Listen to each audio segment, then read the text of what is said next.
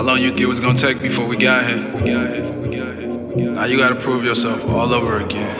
Come on. Ain't nobody coming, I've been gunning from 100 yards, trying to hit my mark, missing every time. This will be the start of the picture perfect. Watch you. Hello, Mr. Charles. Welcome back to Money Monday. I think it's going to be you and me for the next couple of weeks, right? Yeah, I think so. Yeah, Terry's taking his little vacations. Mm-hmm. So it's me, you, and I, kid, the good-looking one, and then you. All right. And then before we get started today, Stuart Start says, first time here, do they give some good guidance? Charles, answer that question for me. Can I give some good guidance? Well, first thing you got to do is you got to subscribe to YouTube. And if you look down, there's a little bell there. You hit that, and you will be alerted every time for one of these beautiful shows, and you will see this beautiful face. Wait, maybe that might not be the best advertisement right there, huh? No, that probably we're going to send people away. You know, you kind of did the John Cena can't see me, and that's probably what people are really hoping for out of you. Is that what they're hoping for? Yes, but we have indeed. shows. We have all different types of shows. We have pick shows. We have Foreign Fridays.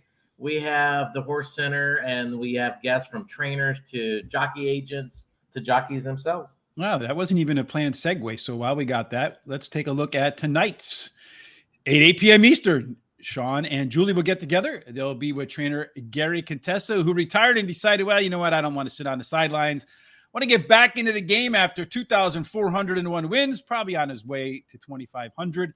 It's a lot of wins, Charles.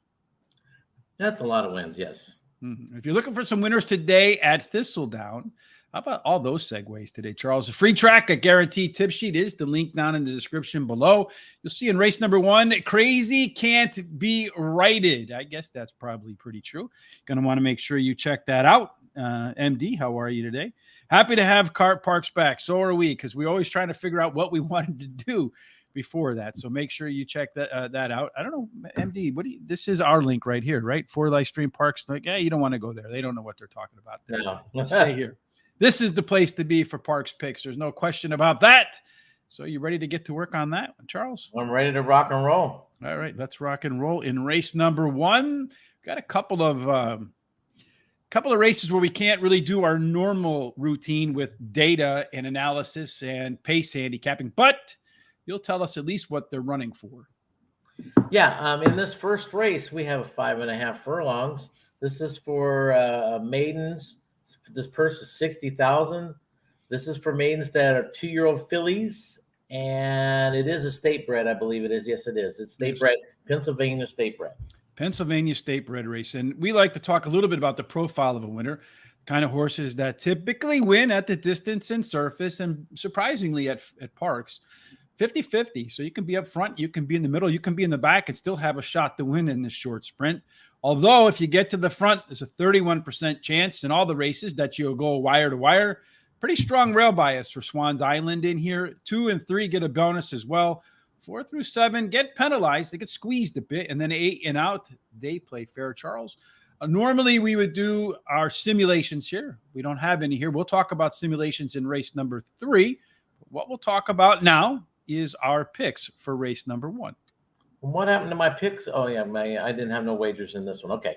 No wagers in the first race. You know, these maiden races, woo, they're all tough this today, all the maiden races that sell. In this first race, you know what? I like this 9 horse.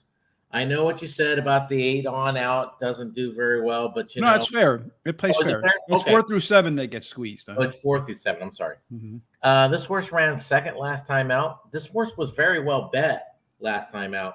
You know, that tells me the public liked the horse, probably even the barn liked it.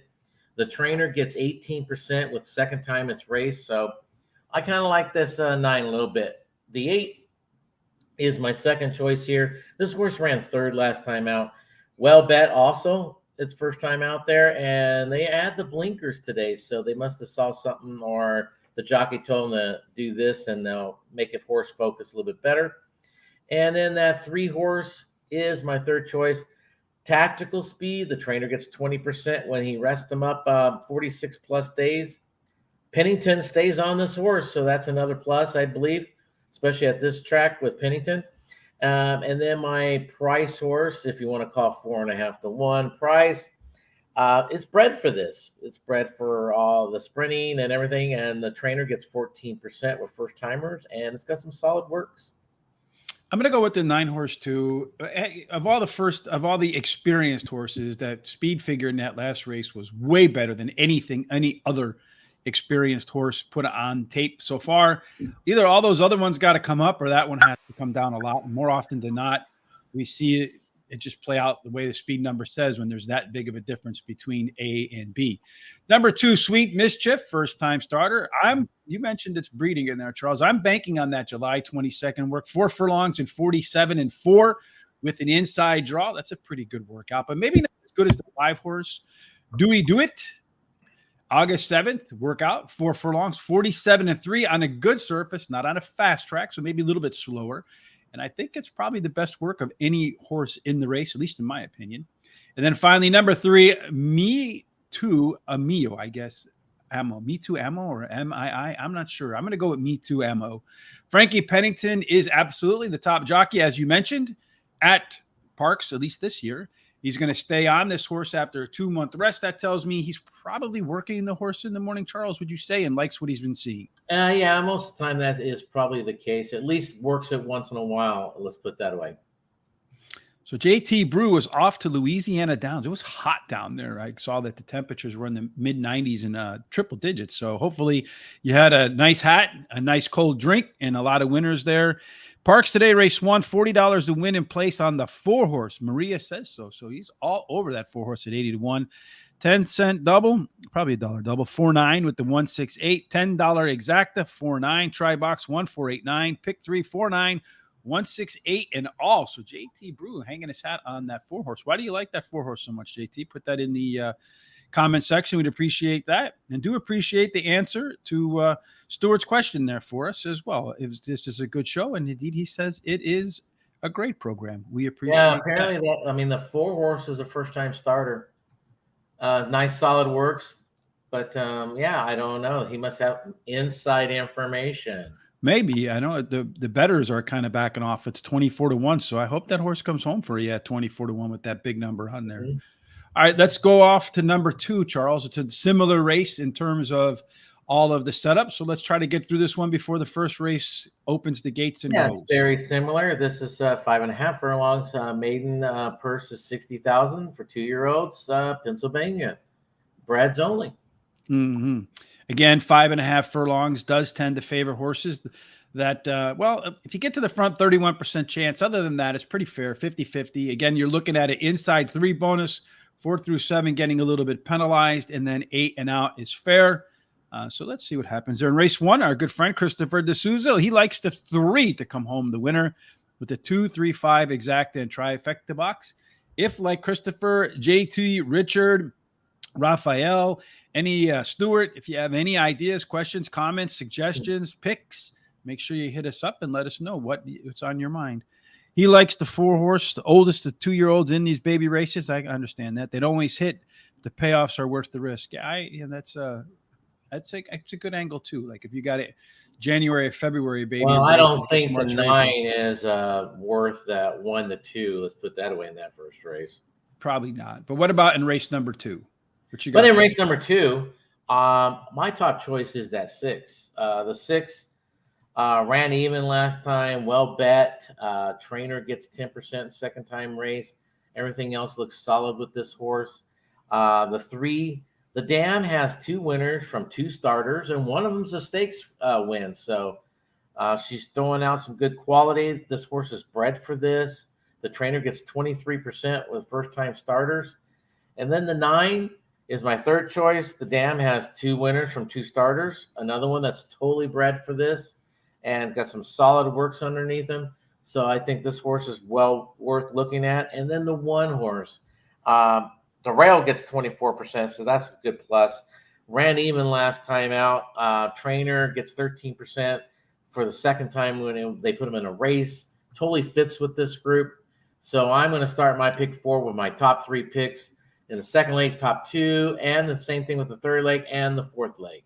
So I'm going to go with the 8-horse real quick because they're about to get going. Michael Sanchez, 25% winner on first timers, 58-cent positive ROI. 7, time-tested, consistent work pattern. None of the works are outstanding, but none of them were bad. And the most recent ones were the best of all. Number 4, Kohlers, looks like he worked with the 5 horse who scratched out of this race, who might have been the favorite, as the same 4 furlong time on July 26th with trainer John Service. So you have 2 horses training together. Maybe he felt like this is the better of the 2, or had a good chance to win this race and wants to save the 5 for another. And then the 1, Clancy O'Toole. We're going to play the strong rail bias here with a horse that has plenty of room to improve after running green in start number 1. 50-cent trifecta for me, 4, 7, 8 over to 7, 8 over the 1, 3, 4, 7, and 8. Charles, we'll rewind back to race number 1. So I think they're about to run in race number 1. Yeah, they got 1 or maybe 2. Well, there's a horse acting up. It looks like a little bit. Yeah, it looks like JT's 4 horse is having a little bit of load reluctancy. Mm-hmm. Maybe Pfizer can make a pill for that. Yeah, like I said, these maiden races are tough. So JT in race number 2, digging Betsy is the gal, the 6 horse, going for some long shots to start the day. I like that, especially in these maiden races, Charles. Well, especially when you got a 1 to 2 favorite in here. Well, that's in race number 2. Oh, that's what right. He likes that. Yeah. So right now we're just waiting for the horses to load in race number 1. It looks like they're all set. And let's put up our picks for race number 1. Yeah, that 9 horse is your 1 to 2 right now. Actually 3 to 5. So it looks like a little bit of money came off, and he's not going to win. Yeah, he broke bad. He broke bad and bounced the jockey. So that 9, 1 to 2, first race back at Parx. I also noticed when Parx gets a little bit of time off, more often than not, the track plays fast. Another horse that's not going to win is a 6 horse in race number 1. Betsy's gal. That one's way back. And right now you have the 5 horse on the lead. It looks like the 7 is to its outside. No, that was the 4 horse that was way in the back. Maria say so. The 9's coming up, though. The 9 is definitely trying to rally. I don't know if it'll have the legs to do that, but you never know. Could do that. Catching up pretty good. Yeah, I don't know that he's going to catch that 5 horse, though. The 5 horse didn't have to work as hard for the lead. The jockey is just still loose with the reins. The 9 is trying. I need someone to come home for 3rd for me to get my trifecta. Oh, man, they're all over the place. Yeah, the 9 is kind of wandering around the track a little bit. The 5 really came 7 horse is going to screw up my trifecta unless this. Do I got that? And I can't. The 5 literally crossed over in front of the 9. Yeah, but they're not going to DQ him. No, they're not going to DQ him because the 9 wasn't improving. So it looked like was that 5, 9, and was it 8? And then I think it was the 8 or the 7, which I did not have, unfortunately. I did have the 5 and the 9 on top of my trifecta. Like that 5 horse because of the workouts there that the horse had, right? Is that if I remember correctly? Yeah, that August 7th work of 47 and 3 on a good surface. I guess that proved to be the winning workout. Well, it could be, yeah. But these babies, boy, you could tell when their baby's running. Well, that's one of the things I like to look for with the babies, the 2-year-olds and first-time starters. I know that according to Barry Meadows, the bullet and go, that last workout being a bullet is an alpha angle, winning 15% or more. But I like to look through and see if there's a real strong workout in the maybe last 3 or 4, and then just like maintenance workouts afterwards. Because I feel like if you get a really strong workout, you kind of know what you have as a trainer, and then you kind of want to. You want to just keep the horse fresh and not overwork it. What do you think? Well, I usually never went for a bullet workout. I was the type that I know what I have approximately 4 or 5 workouts before the race. I already kind of know what kind of horse I have. Mm-hmm. And at the end, you fine tune them after that. So I don't really worry. Personally, I never worried about fast workouts, but there's trainers out there that believe in them 100%. Says the 9 pulled that horse up, but the 5 came over. The 5 was still well clear. No other track that I pay attention to where I see such questionable rides all the time. I don't know. I think you see some crazy stuff. Either jockeys are not good, scared, or some other funny business going on. That kind of looked like that a little bit right there. Hey, Charles, be good to see with you. After racing winning move on the 9, haha, fun begins at Parx. Abner, yes. First, right out of the gate, boom, almost throws the jockey. Yeah, but I don't know. I don't think the 9 was going to gain on him. And the 9 went in and the 5 went out. So Yeah, it looks like they're already taking the 5-horse into the winner's circle. So 5, 9, and 7. Man, I wish I had that 7 in there at the back end of that trifecta. Gonna pay nice, but what can you do, right? It's one of those these baby races. Maybe I should have went all in that last leg. I think I have a little bit of money left, but I wasn't sure, so I didn't bet more there. All right, race number 3, and we have a 13 race card, Charles, with $100 budget. So race 3, it's another maiden Monday race. This one's a little bit different than the last one, and tell us how it's different, Charles. Yeah, this one's at 7 furlongs. Of course, this one's purse again is $60,000. This is for fillies and mares 3-year-old and upward that are Pennsylvania bred. So maybe looking out for those fast workouts in there. This time we do get a chance to finally breast out the tools that we've created here. We do 1,000 simulations, in case you're new, Stuart. With the 1,000 simulations, JT Brew, great race card today. Yeah, beautiful race card today. Plenty of money to be made. I think an excellent card to play the handicapping contest too. I would tell you with who, but when we asked them to work with us, they declined, so I won't promote them. Mm-hmm. And I wasn't asking for much either, just a little bit of love back. But any case, 1,000 simulations here using speed figures. When we do the 1,000 simulations, we see which one scores the maximum speed figure. We give that one the win. And then from there, we calculate how many times out of 1,000 that horse won, and then convert that to odds. The lower, the better. Here, we do simulated starts for the first quarter mile using early pace to see who will be or what percent chance the horse will have to get the lead. And then based upon that projected early pace, the C zone, something our good friend Christopher D'Souza swears by. This tells us that based upon the early pace, how likely the horse is to get a comfortable trip relative to its best races to date. So the twist her, 34.91% chance to have a good, comfortable race today. Probably not the best number. So this looks like a race that could be uncomfortable for a lot of horses. Charles, who do you think is going to be on the lead? Yes, it can be, but remember, these are all maidens too, so that makes it a little unusual too. The 3 has a 69% or basically a 70% chance of having that lead at the quarter pole, and I believe that to be true. This horse is probably the speed of the speed. When it comes to simulation odds, though, that 1, we got just slightly under even money, and the morning line's 4.5 to 1, so that's a nice little overlay there. And then we got that 9, just slightly under 4 to 1, and you got a morning line of 5 to 1. That's a small overlay, but still nice enough. Mm-hmm. Then again, 2 horses with okay speed zones, C zones, Twister and the 4-horse, the Arch of Prey. I see that they're race number 3, Christopher D'Souza, liking the 3 to win with the 3-4-1 exact the box. With Sandy Q, the horse with the big shot to get up on the lead there. It looks like there is an objection in race number 1. They did go official 5-9-7, I think, is the official scoring. I'm not 1,000% sure because they haven't posted the numbers in there. And John Service getting his 2,000 win.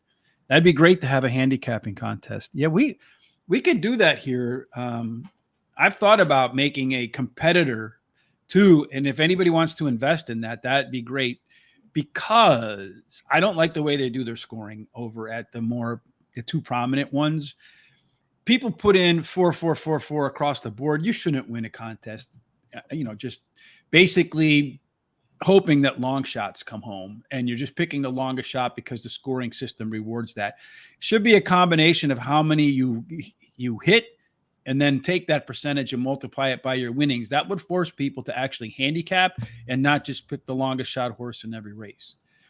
We also do pace handicapping here. So the E horses are pilots. They want to be on the lead flying the ship.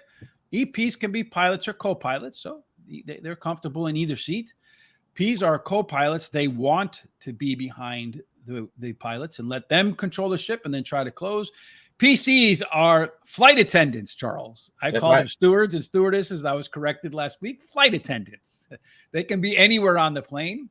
And then your seahorses are your closers. They're sitting in coach hoping to move forward.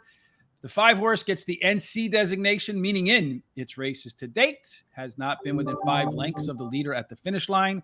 Finally, your first-time starters, we don't have any of those here. Just looking at the race shape here, Charles, I see what I call a Sesame Street horse in here. One of these is not like the other. That is the one horse in between the speed and the closers. A lot of times those horses get excellent trips. Recency says that the 3-horse, Sandy Q, will be the one that's on the lead here. A little bit of an advantage over Twist Her, the 1-horse there, the Lone P. Those two have a pretty significant advantage over the rest of the field. So I can see the 1 and the 3 out on the lead comfortably in front of everybody else. Question is, do they have enough late pace to maintain? It doesn't look like they do. You have the 1-horse, the 8-horse, Mamma Mia Easter. That one is a 6-point advantage over the rest, but these two could be way behind the pace. So this would be an interesting race in that respect, Charles. If the 2 up go too fast, can the closers catch? Or are the other ones so slow behind it, they won't have to run fast fractions?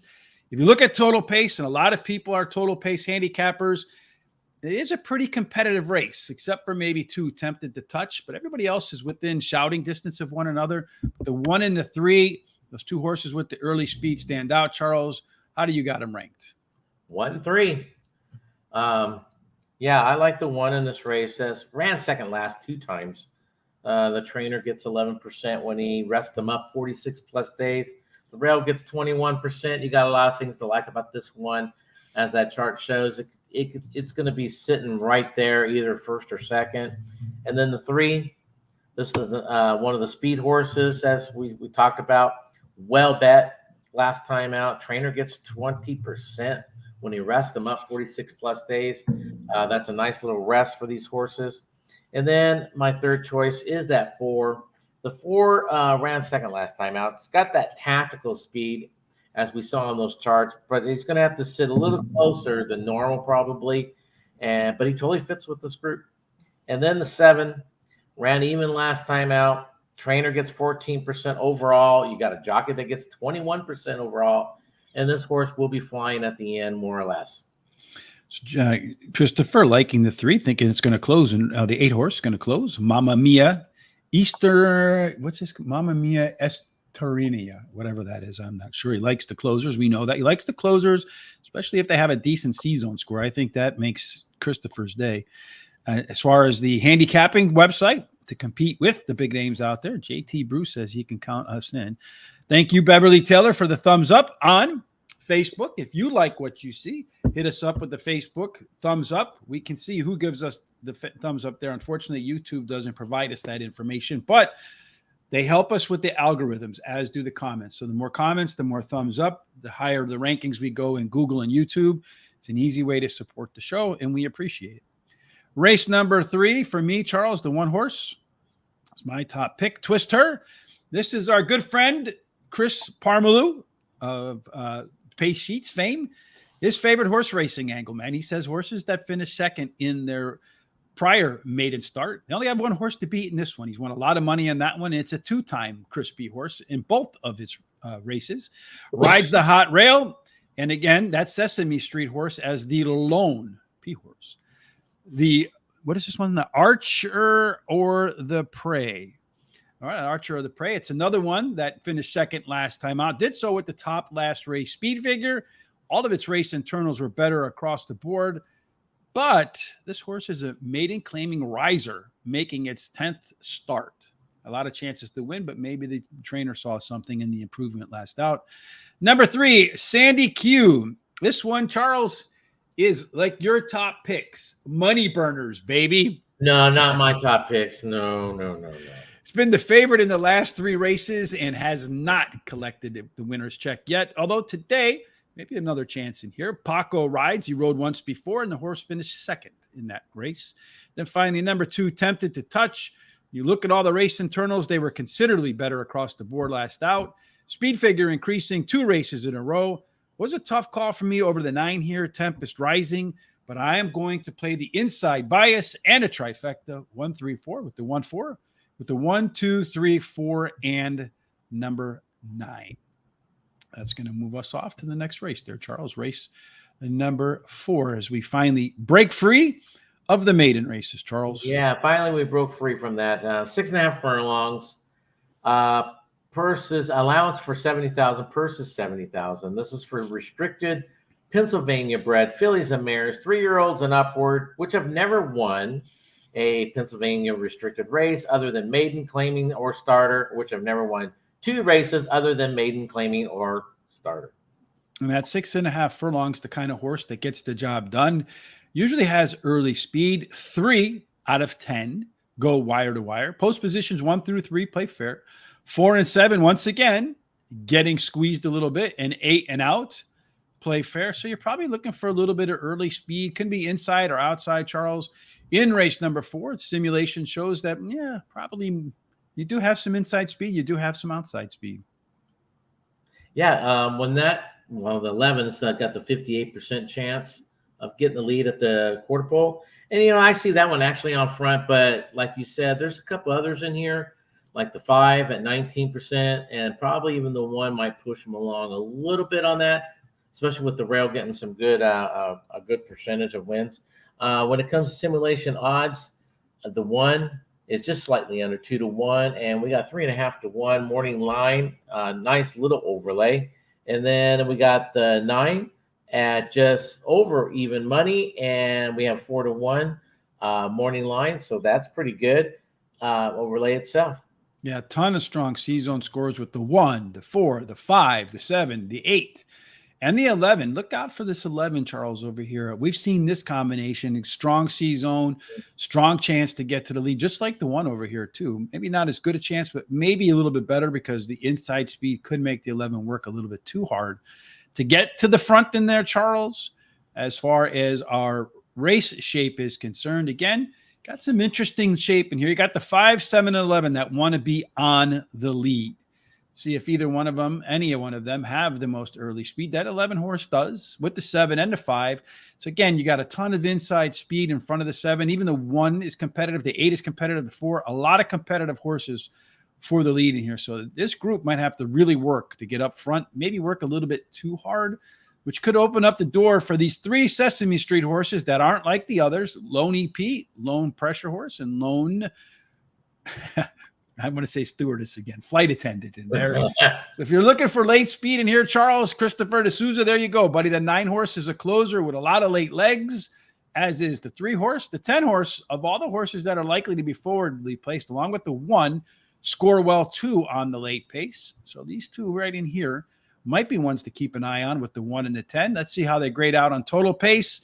The 1 horse, Marion Grace, along with that speed horse, the 11, and then the 7, 5, and 10 in there. I wouldn't be surprised. I mean, this is, again, Charles, if you look at this, I mean, you got only 8 points separating all but 2 horses in this race. This one looks wide open based upon total pace. How did you figure this one out? Yeah, it was, to me, it was kind of wide open, and I ended up with the 9. I think that this horse could sit a little closer than normal. I think this horse could really kick it in and take over. This horse ran second last time out. Well bet. Ness gets 29% when he takes a horse from a route back to a sprint. And I like that angle. Which is a little bit of an alpha angle for him because I think he normally wins around 25%. Yeah, I think if you win at 25 and you have an angle that adds more value, that's an alpha angle in my view. And I really do like that angle anyway to begin with, going from a route to a sprint. The 8 horse is my second choice. This horse won last time out. Second start after a layoff. The trainer gets 23% with that angle. As we saw, that this horse is one of them that has some speed, I think. The 10 ran second last time out, cuts back in distance today. This horse has got more of that tactical speed. As you said, it was one of those lone, I think it was the pace horse. Lone pace horse. The lone P horse, yeah. Pressure horse. This horse is going to have to make sure he sits probably a little bit closer than normal to have a shot at this. And then the 11 is my my final pick. This horse is definitely the speed of the race. Even though it ran even last time out, I see this horse showing more speed today, and Pennington's aboard, so that makes the horse really dangerous. Yeah, it's Christopher D'Souza's best bet of the day. $50 to win on the 11 with the 9 in an exacta. I have the 9 third. I mean, maybe I'm out on my own planet here, but I like Marion Grace. Got that simulated favorite status in here. You have that strong C-zone, good chance to be forwardly placed. The lone EP horse, which is a lot of times a killer horse in that it gets a great trip. If the horses in front go too fast, they can just sit off the pace. If they go too slow, it can set the tone. And you got Paco riding on this horse after 3 consecutive speed figure increases. Again, I highly advocate getting Barry Meadows' book on, or recommend, probably be a better word, The Skeptical Handicapper. If you're a data person like me, you want to see what the data actually shows. The only concern for me was the last race, although the speed figure was up, was a little bit deceptive because the fractions were a touch slower. Number 8, Burano. The resume says the second race off the layoff should be better than the first one. I like the fact that he has a workout to keep him tight in between races with the top second best C-zone. Warriors Ransom, there's your pick. And the back half of Christopher's Exacta with Jamie Ness, Ruben Silvera. They are the Batman and Robin. The dynamic dynamite duo of Parx did tie for the top last race speed figure, and they put a bullet workout into this horse sense, meaning a horse should be sharp. And number 11, Dancing on My Own, very consistent performer. And the thing about, just for me, the 11 horse that made me downgrade it a little bit. I know it's a very consistent performer, the 11 horse. I should show you in here. But the one thing I'm looking for, especially when you're chasing a deep field like this, is to have some variability in your game. They're going to have to beat this one for sure. But if you look at like the speed numbers, it's essentially the same race over and over and over and over again, right? Even here on the other time, the horse had a third race off a layoff, it kind of regressed a little bit. So when I see a race like this, when you have a bunch of horses in there, deep field, I'm looking for a horse that has some pop, a little bit more variance in its game. So that's why I downgraded it a little bit. But I hope for you guys, it gets to the lead and doesn't give it up. So your Exacta comes through. Look out for the 4. He likes the C-zone on the 4 horse. Fine Whining with the 82.19. That is a good one. 99-1. Hell, if it goes off at 99-1 and wins, nobody would be displeased with that if they have it. Race number 2, $30 win place on the 6 horse for JT Brew. Our Andrew B. $10 Exacta, 168. Tribox 1368, $10 double, 1613. Pick 4, 168, 1335. And if he gets to the last leg, he will be rooting for the longest shot on the board, unquestionably. Oh, yeah. When you hit that all button, that's what you want. Well, you want to get price, and then bam, just upset. You wouldn't even care if all the other horses fell down and the 100-1 came through, right? Mm-hmm. And just fell down, nothing, nefarious, nobody hurt, just one of those things, kind of like they got spooked by a rabbit or something and they just stopped. All right, race number 5, Charles, as we try to power our way through this long card. What do we got? Oh, we're back to the Monday Maidens. Yeah, but 6 furlongs, purse is 60,000. Pennsylvania bred, which are sired by maidens, Pennsylvania sired, excuse me. Mm-hmm. And they're 3-year-olds and upward. That would be an interesting classification, that you had to have a horse that never won a race, right? Brady. Number 4, Hidden Cachet in race number 5 for JT Brew. Keep an eye on that one. Maybe that's the one he wants to win, the back end of the pick 4 as well. In race number 5 is their Trek 6 furlongs on the main dirt course. This race does favor tactical speed usually. Again, I've noticed that when Parx comes off of a break, speed bias tends to be stronger. 37% of the time, horses go wire to wire. We saw the 5 horse get to the front and never give it up in race number 1, 2, even though he kind of swerved in front of that 9. There is a small rail bias for Whoosh. 2 through 7 play fair, but 8 and out in this case for race number 5. Charles is the best.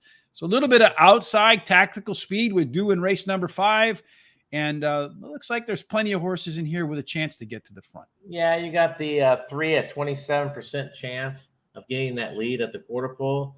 They're saying the 4 has got a 23% chance to do the same. I think you mean 14. 14, I'm sorry. 14 has a 23% chance.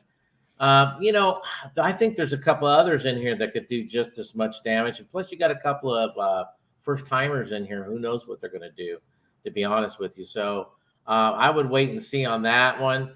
When it comes to simulation odds, though, look at the 3. That's what, 3 to 5? Somewhere in there, yeah. Somewhere on there. And you got 5-1 morning line. That's a huge overlay. Then we go down to the 11. Just slightly under 9-1. You got 12-1 morning line. So that's not a bad overlay either. And strong. This would be an excellent, what I would call a C-zone trifecta, because at 8-1 on chance occurrence, 20-1 on the Great Pumpkin. You had the Charlie Brown horse in there. Then you got Zoppy Fishman, the overlay, with a strong C-zone score as well. Yeah. And then next up is the 14-horse Social Acceptance. You put those four together and they come home in a trifecta. It's probably going to be a fat trifecta in terms of payout. In the fifth race, again, you got the 2 and the 10 making first-time starts for the Bronx Boys in Mob Justice. They probably go hand in hand if you think about that.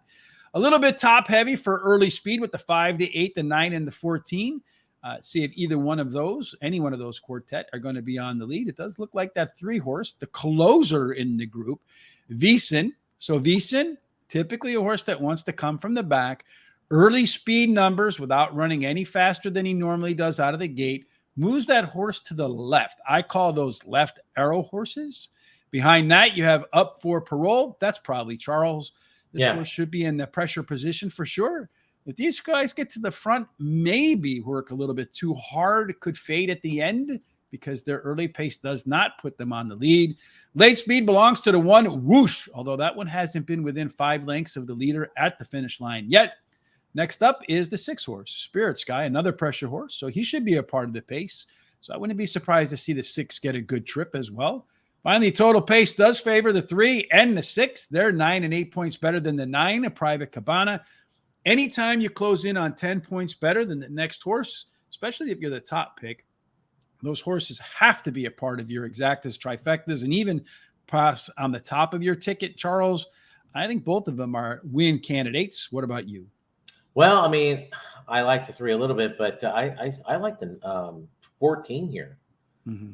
I think this horse is, the way this race is setting up with the speed and then him on the outside, I think he could sit in the catbird seat. I think he could sit around third pretty much all the way around and get him.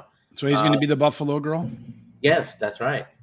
And ran second last time out. Got, like I said, I think he's got that tactical speed. Paco's aboard, so look out.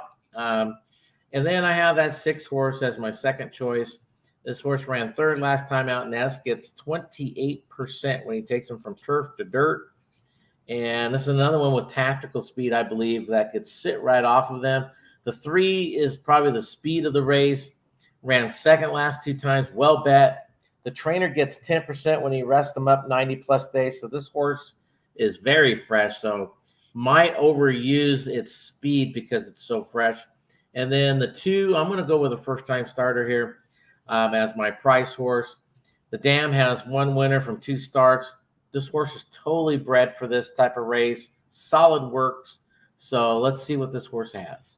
I'm going to start off with that 6-horse in here, Spirit Sky. Again, that combination of Jamie Ness, Ruben Silvera, you cannot overlook that. They win at like something like 30% together.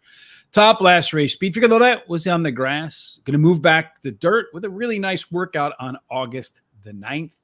The 3-horse, it might not look like it on paper when you look through the past performances, but according to our simulations and according to its pace figures, this left arrow horse has a shot to be the pace setter. And I think if you just dig through its past performances, it has probably the most upside in the race. Social Acceptance, your top pick, the 14. Last race was better than it looks. Faster early fractions. And today going to get an upgrade to Paco Lopez, who at times wins every single race at Parx. Then finally, the 5-horse Chance Occurrence was a tough call for me over the 9-horse in here because it's been off for more than a year.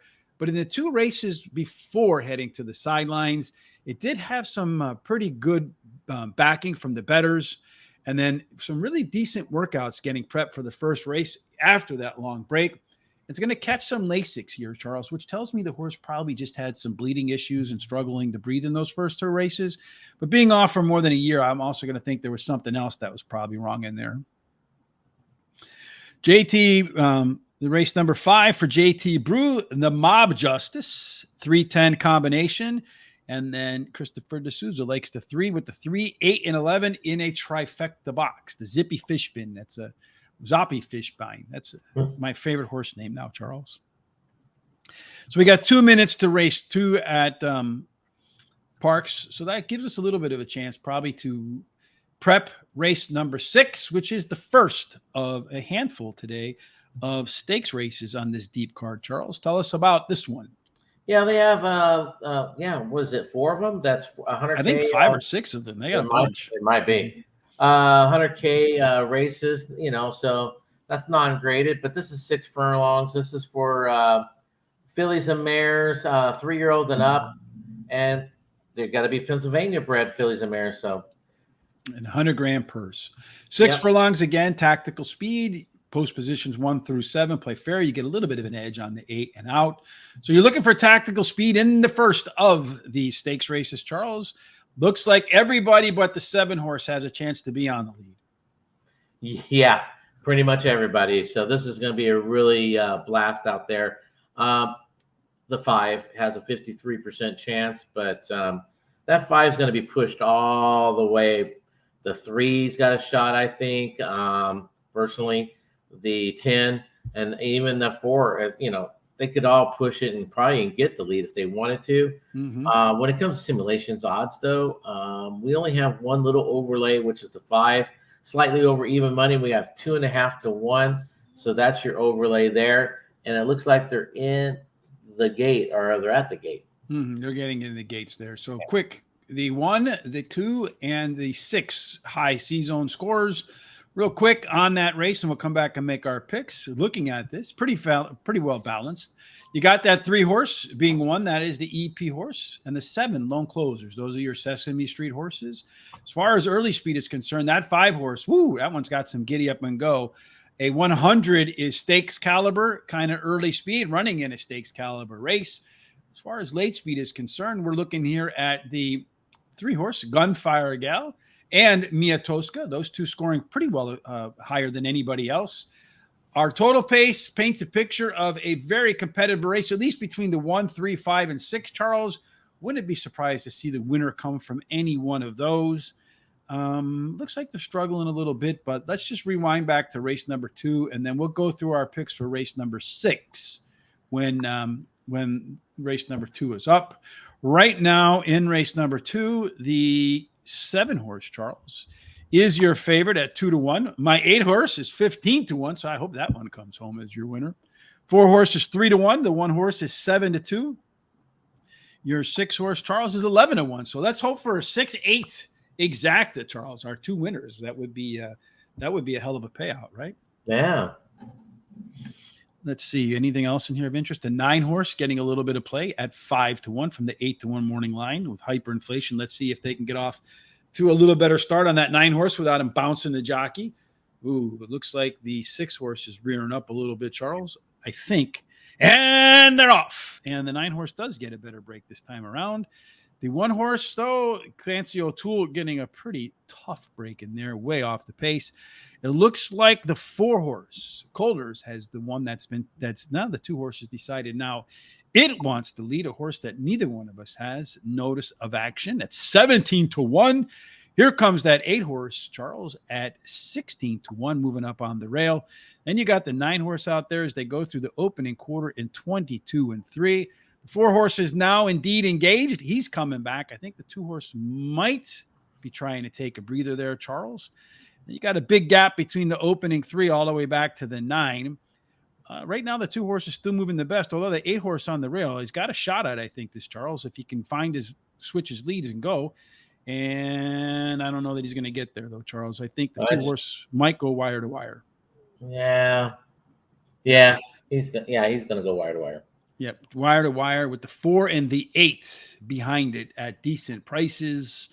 Too bad the 4 and the 8 didn't come home first. 4, 8, 3, and then 1, with the 2 horse just completely screwing us up, Charles, in that first race there. Let's go back and look at the 2 horse and see what did we miss, my friend. The maidens, I tell you. Well, you got a first-time starter, and then the jockey on the first-time starter is only winning at 6%, so 2 out of 64 maybe, something like that, 3. Yeah. Probably not. The dam, though, looks like good bread, right? 5 winners from 6 starters. You kind of got to like that. The trainer, Bobby Hawthorne, not too bad. 14% winner, probably a little bit above average in there. First-time starters, the numbers really aren't deep enough to make much of an effort out of that. As far as the workouts are concerned, Charles, you got these big breaks in between workouts, so that tells me the horse was doing some workouts on the sidelines that people didn't publish. The one clue in here, much like the opening race, might have been this right here. This workout on July the 8th, followed by 2 maintenance workouts. I do like that pattern a lot. Maybe that was the difference for that horse there. Yeah, it might have been. But like you said, I think they were doing something in between. Yeah, that we just don't know about. But that workout there, I do like when I see something like this followed by maintenance workouts, because to me, like you say, you want to see 3 or 4 before the race. This is the one that's telling you if the horse has talent, as far as I'm concerned, if you're the trainer. And then you just don't want to overwork the horse. You want to keep it sharp going into the its debut. I mean, that would be my philosophy, but I'm not a trainer. All right, let's go back to race number 6 and make our picks, Charles. All right, race number 6. I like the 2. I think this horse, well, first you got to toss out the last race. I think this horse has the ability to rate and sit second or third, but does has the speed to go and take the lead if it has to. But I think the 5 is going to have that. Trainer gets 17% when he rests them up 90+ days, and Kendrick's aboard. So Kendrick's going to keep him very close, and he'll save something for the end. The 4 horse is my second choice. This horse won the last 2 times. The second start after a layoff, and Ness gets 23% with that angle. But this is another one that has some speed, And then that 3 horse is my third choice. Trainer gets 11% when he rests him up 90+ days. Pennington's aboard this horse, so puts him right there. And then I'm going to use that 5 horse, the big speed horse. Ran even last time out. Well bet too, but it's his race to lose, basically.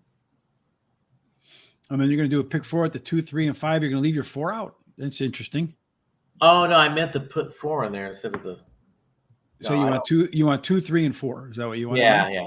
All right. Just wanted to make sure. I do that sometimes too. Like I'm like, well, sometimes you look down at something and you type something wrong, Well, sometimes I do put a horse in there, maybe in the back, because like this one does have that speed advantage and the overlay. Mm-hmm. And and if there's 2 speed horses, I might sometimes skip one and go to the other. Christopher D'Souza says that's probably what you should have done, because he likes the 5 horse to win here with the 5, 2, 1 exacta and trifecta box. I'm going to start off the 6th race with the 6 horse. Spirit Sky. I guess I'm hoping Jamie Ness and Ruben Silvera have a good day. This one, no, that's the wrong race. That's the previous start. I like the 6 horse again here, Golden Tabby. Top last race speed figure, last time out. It does have a bullet workout in between races, and Jamie Ness this time teaming up with Michael Sanchez. They've only done it 16 times, Charles, and they won 9 of them. That's a heck of a combination right there. Number 3, Gunfire Gal, horse for the course, 4 times out.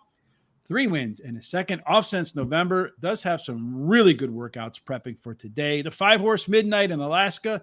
This one is an all or nothing horse. 8 times out, 3 wins and a third. It was a well-beaten third in my view, though. But all of those 3 wins came in just 4 races at 6 furlongs. So this is the right distance for Midnight in Alaska. And depending upon what time of year it is, it's either going to be daylight or dark.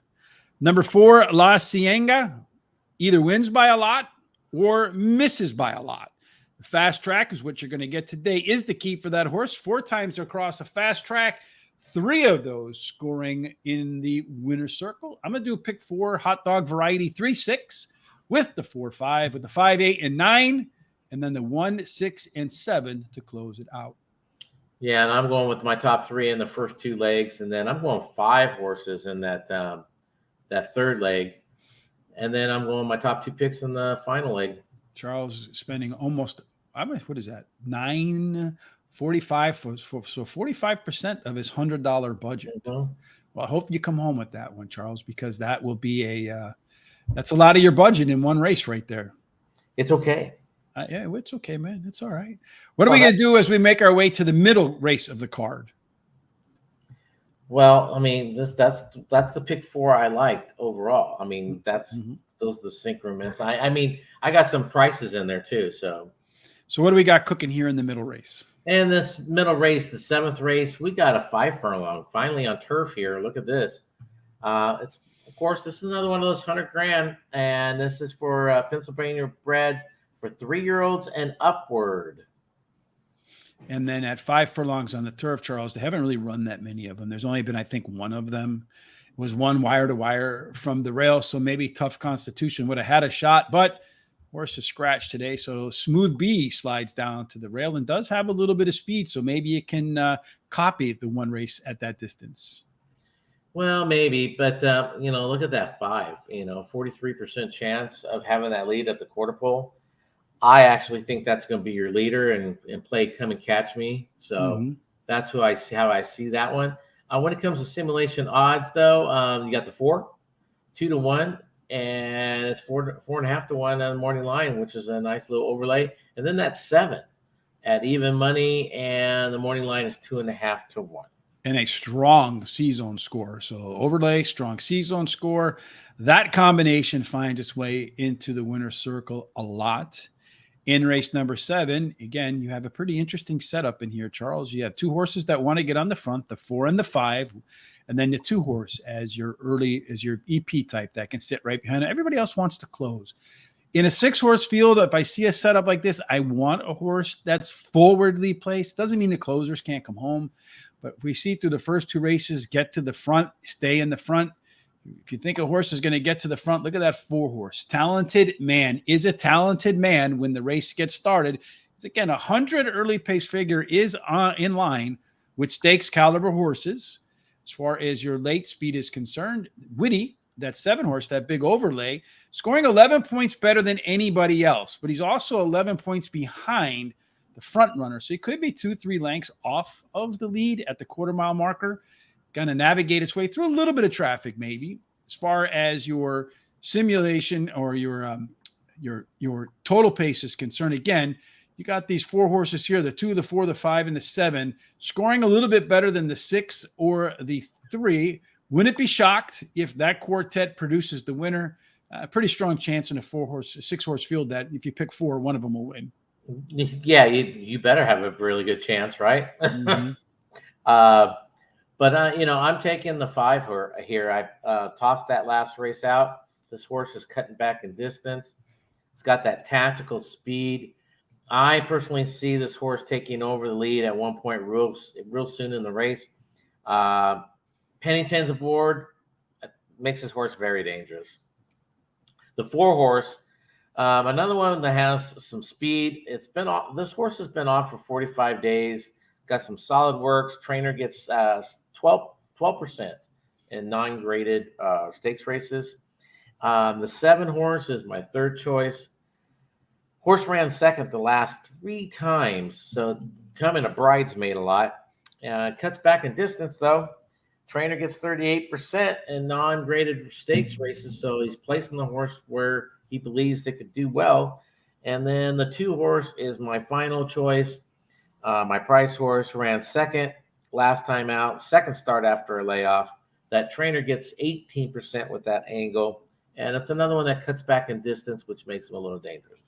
And JT Brew likes the back end of both of our picks, the 7 and the 2 combination right there for him in the exacta for race number 7.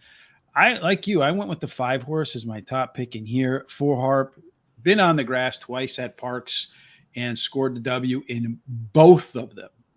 Number 4, Talented Man. The last race was better than it looked on paper with some faster fractions, especially early on. It does have that strong early pace advantage over the rest of the crew in a short race. Smooth B, yet to win in 12 races on turf. Ran some really fast fractions last time out and could up those numbers or lower them in the second start after a layoff. And then finally, Witty, as you mentioned, Charles, has a case of seconditis, 4 of them in the last 5 races. In 6 consecutive high-quality starts, I just wonder when a horse finishes second all of the time. If it has a little bit of a herd mentality and likes to hang at the end of races. No bet for me here, Charles, because I was trying to navigate my way through 13 races and still have a little bit of money at the end. Yep. This is where the card gets, I think, really kind of interesting because we're going to start getting some deeper races in race number 8, Charles. Got a 9-horse field in race number 8, yet another one of these stakes races. What are we looking at here? This is an interesting race. This is 5.5 furlongs, 100K. This is for Pennsylvania bred 2-year-old fillies. So in this race, we got a lot of fillies there first. I mean, still maidens.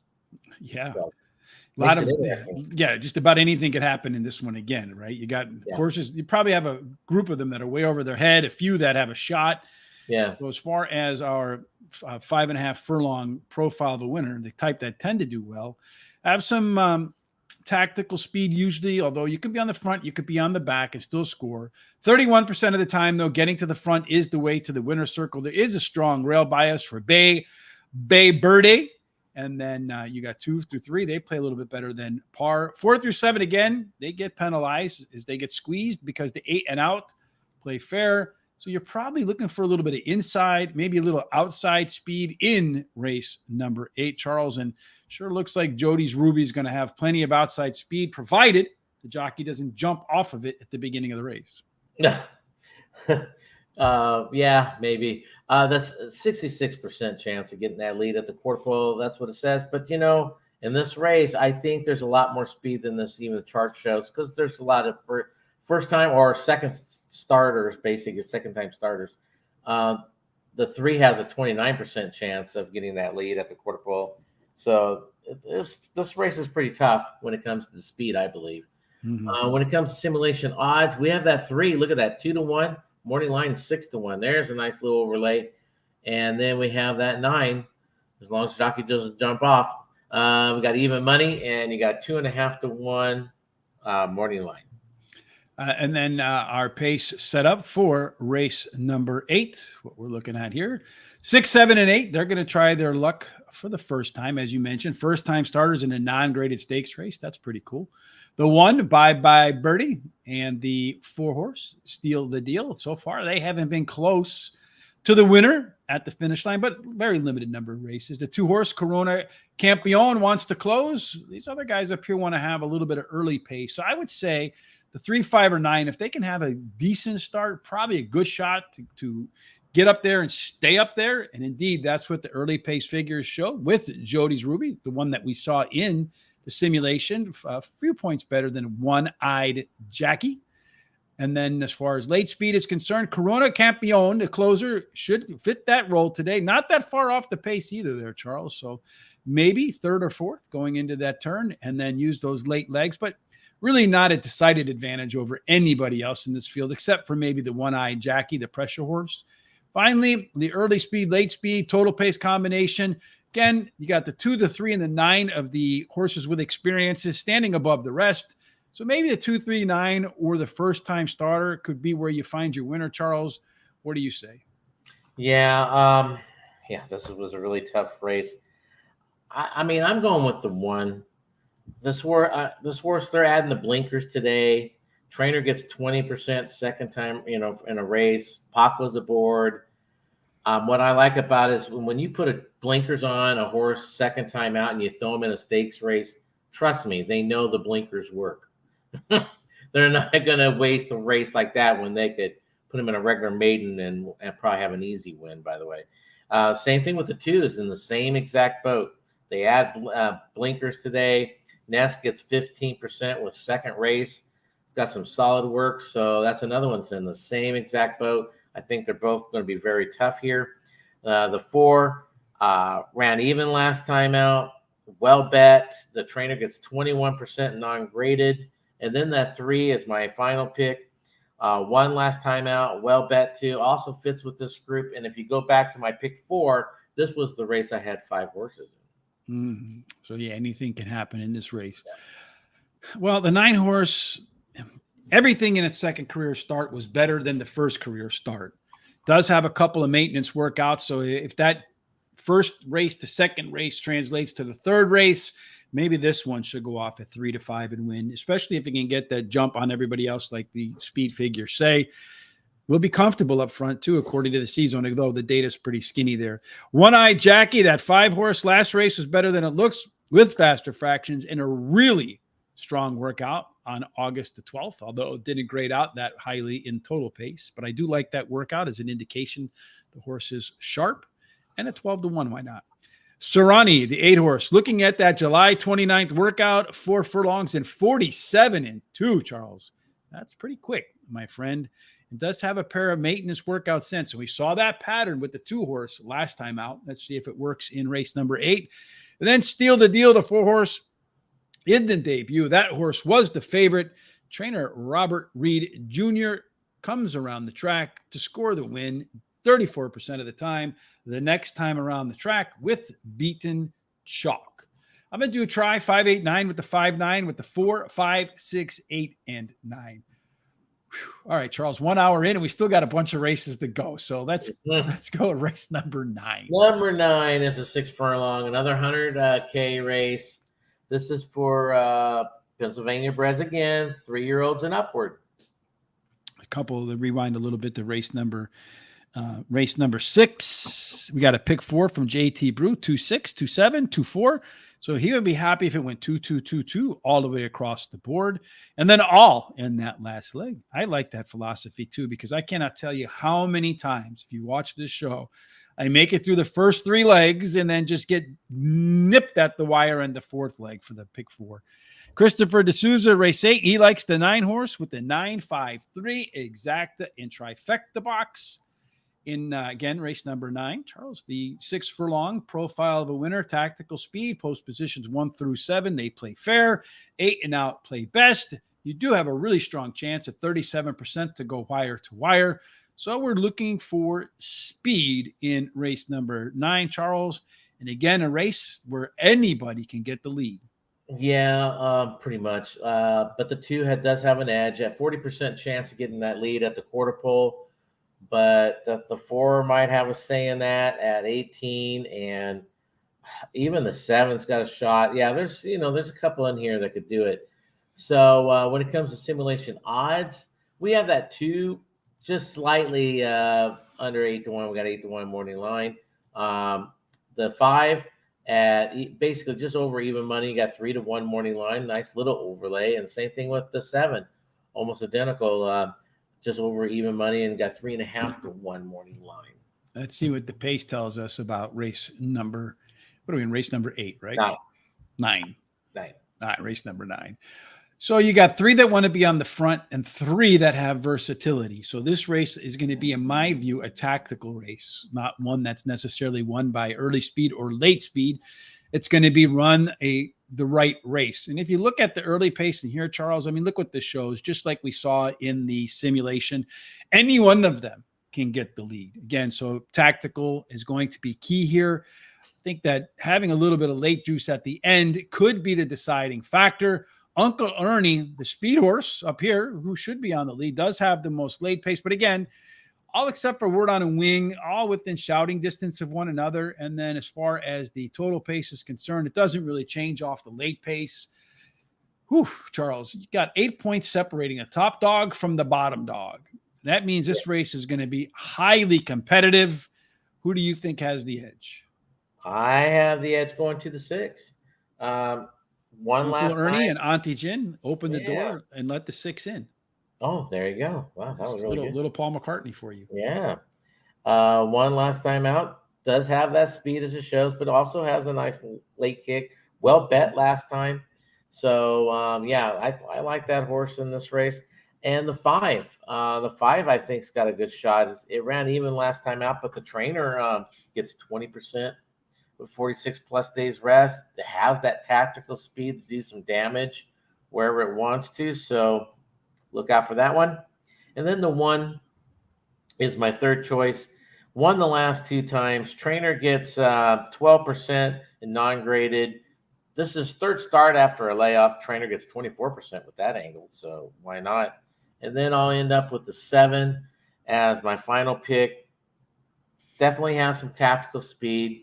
Could find itself on the lead, but drops in class today. And Trainer gets 19% with 46-plus days of rest. That's a pretty good number right there. Yeah. I like the 6 horse, Uncle Ernie, the Paul McCartney horse. So it's his body double, right? Because he died in that one record. At Parx, 11 times out, 6 wins, 3 seconds, and a couple of thirds. At the distance, 6 out of 7 in the money with 3 wins and a couple of seconds. Been off for a little bit. Some nice workouts getting ready.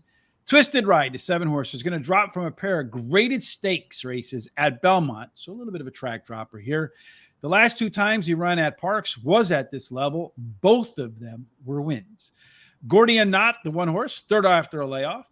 Better early pace through the first half mile. It has some really fast workouts between races. Another one that should be sharp in this spot. And then the 5, Baron, has the most back class, but has faced some of the top horses a couple of times and is yet to beat any of them. So I think he's a distant 4th in here. So I probably just put him in the winner's circle, Charles. I have a tendency to do that when I badmouth a horse, so to speak. I'm going to do an exacta key. I think the 6 horse wins over the 1 and 7, but just in case, the 1 and 7 over the 6. I think that one's the most likely to finish in the money. We'll see if I can hit a backdoor exacta with that. Race number 10, Charles, as we continue to march through the stakes races at Parx today. Tell us about the 10th one. I love the name of this one. Oh, the Whistle Pig. Dude, what is a Whistle Pig? I don't know, but it's great whiskey. Oh, that must be what it is then, the whiskey. Well, I mean, but from Pennsylvania, I don't know why they would call it there from there. But 5.5 furlongs, 100K, Pennsylvania bred, 2-year-olds, which are also Pennsylvania bred, sired. Yeah, it's all the same things. They're saying the same stuff constantly. Yeah, so it's going to be it's just another one of those young ones in a stakes race. Some of them haven't even won their first race yet. So we got the same situation here. Pretty wide open again. So 5.5 furlongs, as we mentioned, kind of fair. You don't have to be out in the front. You can be in the back and still come home. Although being on the front is a comfortable spot with 30% plus winning. Strong rail bias for Rebel Invasion. 2-3 does get a little bit of a bonus in there. 4 through 7 again seems to be the rough spot. 8 and out, it's fair. So maybe a little bit of inside speed, Charles, for race number 10. And it does look like Force of Justice has got plenty of it and a strong C-zone score. And probably going to be regretful that I didn't put him in my pick 4 or in my picks. 83, basically 84% chance of having the lead at the quarter pole. That's how I see it. That's the one I see out in front. And there's a couple other speed horses in there that could do some damage. But, yeah, he's the main one that could do it. And there's one first-time starter, I believe, so in there. So you got simulation odds. You got the 3 at just under 2-1. And we have 5-1 morning line. And then we have, that 8. At just over even money, and you got 6-1. So that's a nice little overlay there. So that's what we got for overlays. A strong C-zone on that 2 horse, a strong chance to get to the lead. If it had an overlay, you could not overlook it. As far as our race shape in race number 10, what we're looking at here in the 10th spot is the 6, 7, and 10, and the 4 as a no contest horse. So 6, 7, and 10 making their first time starts. You don't know what they're going to add. We did have that 2 horse up on the lead. And again, the 2 horse should show the lead here, according to the early pace figures. 10 points better than anybody else. That's the one that they're going to have to chase down, Charles. They should have a good shot to do it, though, because it did lose its legs late in its races before. Addison's Dream, should be second or third, does have a 4-point advantage over the next 4 or 5 horses and does score out as your top total pace horse with the 3 horse. The 5, the 2 horse does jump down a bit, but still in range there. Rebel Invasion didn't really have a score in there, so it's kind of tough to tell what it does early on because it ran a short race last out. Again, a lot of things can happen in race number 10, Charles. Let's see, do we have time to go through our picks, or are they going to do race number 3?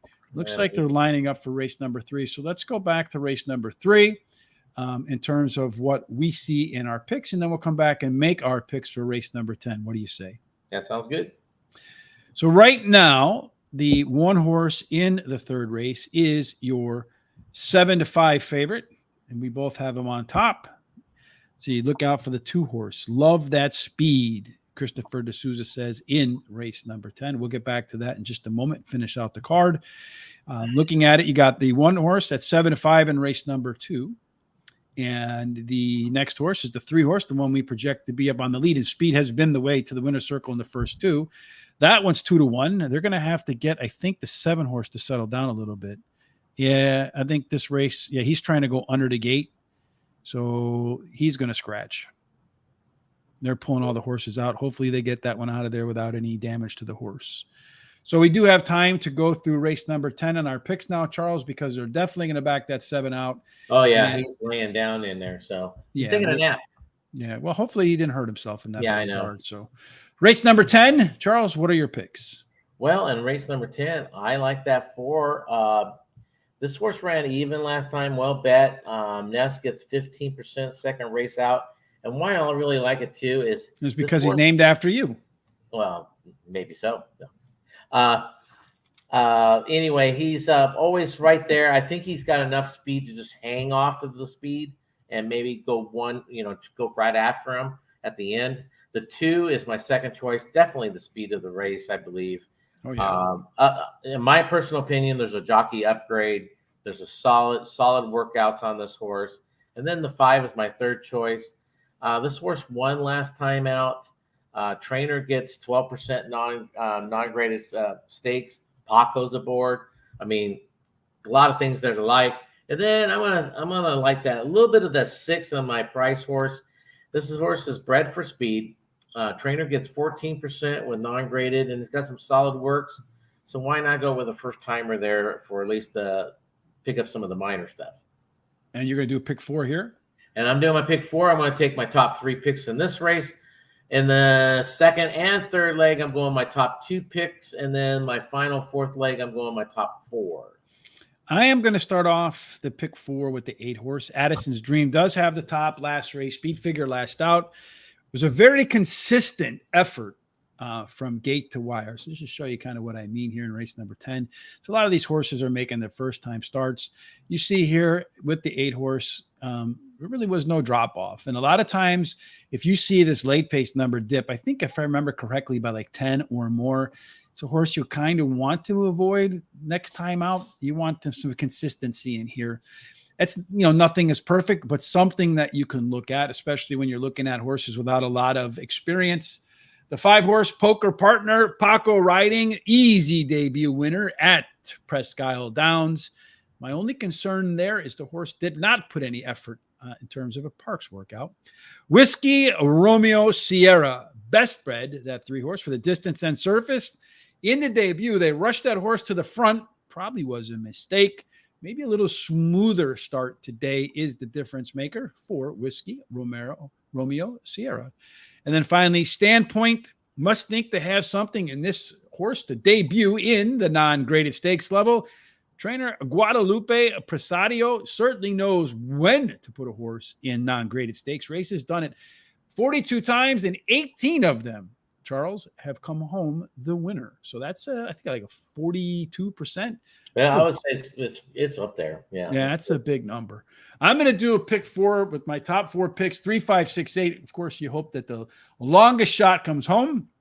I'm going to single the 3 in the next leg, Charles. Woo! Woohoo! And then the 8, the 10, and the 15, and then only 2 horses, the 11 and the 12 in the back end. So I don't know about that one, to be perfectly honest with you.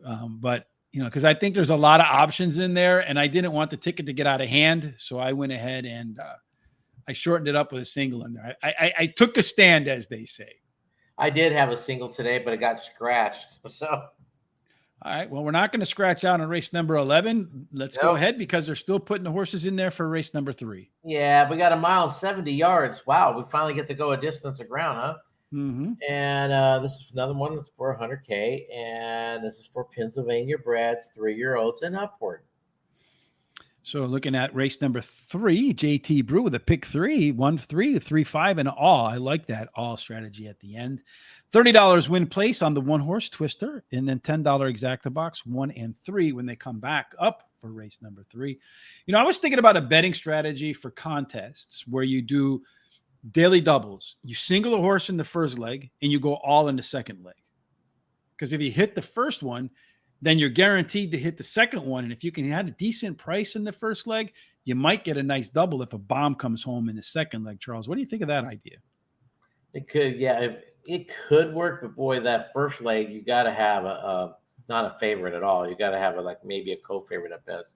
Or something you think has a chance to win at a decent price, and you hope for the bomb. It got to be a decent price. It doesn't have to be a $20 or something like that. No, like a 5 to 1 horse. Yeah, that pays $12, and you team it up with a 30 to 1 shot in the back end. You're going to be you'll get paid. In race number 11, 1 mile and 70 yards. The profile of the winner does favor early speed again. 30% of the time they wire to wire. They go wire to wire. It is a fair post positions 1 through 7. 8 and out, get a little bit of a discount, Charles. So again, we are looking for a little bit of inside speed there. Race number 3, they're in front of the gates walking around. So I don't know what that means with the horse getting stuck behind the gate. I'm sure there's a reason why they're doing that. Maybe you understand why they're doing that, Charles? Why Well, they probably had to drag the horse out the back way, so they don't want other horses to panic. Okay, well, Let hopefully them be out where they could actually feel that there's a place to go. In the back, there's probably just no room to run if they wanted to take off. So in race number 11, Charles, we're looking for some early speed on the inside, and it does look like that's where the speed is, where most of it. Yeah, but there's a lot of speed in this race. That 2 has got a 35% chance. The 4, look at that. I mean, basically 33% chance. And even that 7 out there on the outside, 22% chance of getting the lead at the quarter pole. Those 3 horses are just really they're gonna go at it, I think. I personally think the 2 of the 3 is gonna go for it, but that's my opinion on that. When it comes to simulation odds, we got the 2 at just slightly over 6-1. We have 10-1 morning line. You have the 3 at even money, and you got 2-1 morning line. And that's it. That's all we got for overlays. That is strong C zones on the 4, the 6, and the 2. So maybe an even number, 2, 4, 6. Exact the trifecta box on the C zones could pay well. Race number 10, rewinding a race. Christopher D'Souza likes the 2 horse to win with the 7, 10 in the exacta and trifecta box. JT Brew in race number 10, he likes the 10 horse. I Can Do Magic with the 1, 2, 5, 10 box for exactas and trifectas. You gotta like that, right? Mm-hmm. The one in the 9th race is scratched and used it into pick 4 exacta in race. So Terry's telling me the 1 horse in race 9 has scratched. So we both use it. So he was not scratched before. So this is a in the race since we've gone live thing. So just substitute out the next horse up and any wagers on the, let's see, the pick 4. Do we have a pick 4 in here? So I had the what rate was that? The 9th horse, the 5 and the 6. I didn't have him in mine, so he's not in mine. So he might be in yours, Charles. It's yes, you have the. No, you don't have him either. No, I think I had him on the back end.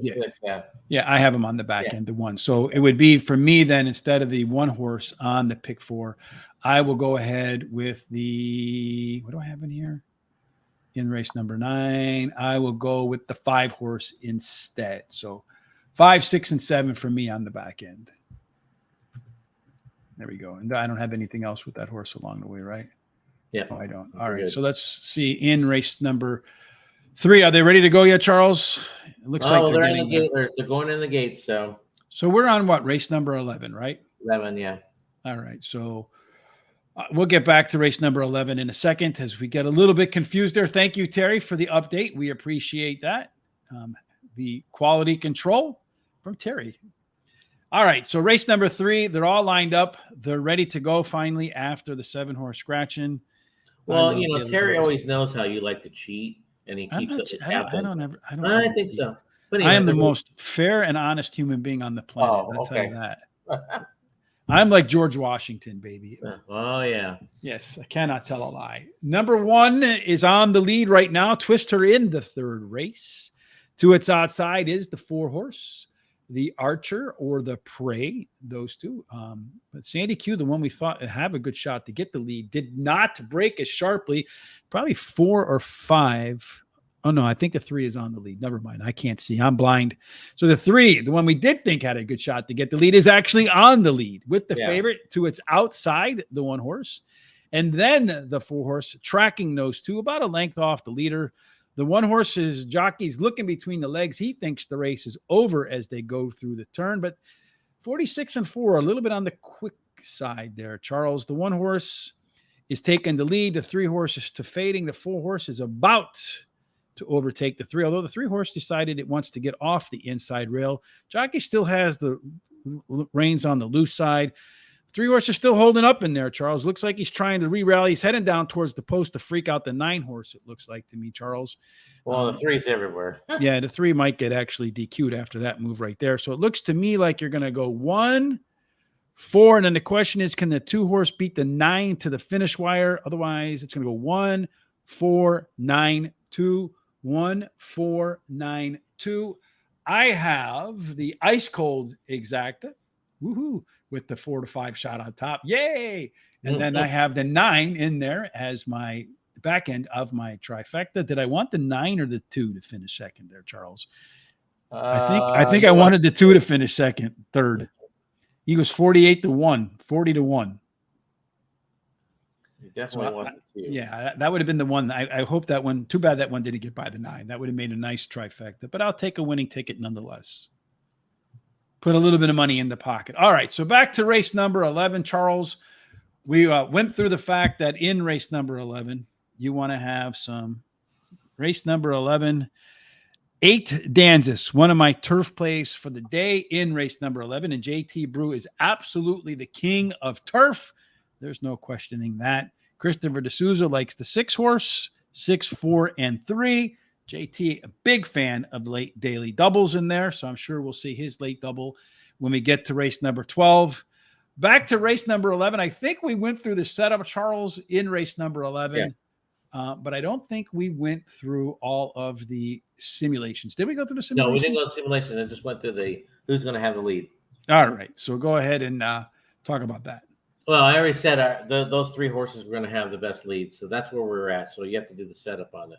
All right, so race number 11, back to the setup. So I get 7, 4, 1, 2, 3, 6. Again, we saw that combination early on. The 2, 3, and 6 should have a tactical advantage if these guys go too fast because they're very versatile. So you're looking at that early speed number, the 2 horse. Alivare does have the most early speed with the 4 and the 7. So I wouldn't be surprised to see the 7, despite not having their top early pace number, go to the lead because it is an E-horse, meaning it is or shown to be lead dependent. The 1 and the 4 don't need to be there. 2 horses, that left arrow horse, another horse racing today creation. Late speed, boy, look at this 3 horse Nimic class, Charles, with a 104 rating. According to this, though, he could be 2, 3 lengths off the lead. Could make up about a length and a half. So I think they're going to have to push that horse a little bit more forward than maybe it wants to be. It does grade out as your top total pace horse, a little bit better than By Land and Sea. Again, only 9 points separating the worst horse from the first horse. That tells me, again, you have another competitive race in here. What do you think? Yeah, I mean, I like the 7 here. I think it's got more of that tactical. Even most likely we'll have the lead, but I mean, who knows? The 2 is pretty fast, so he could just let the 2 have the lead and just make one move at the end. Ness gets 28% when he puts horses in a route. This horse's 3rd start after a layoff. So for me, it's a lot of things I kind of like here. The 3 is my 2nd choice.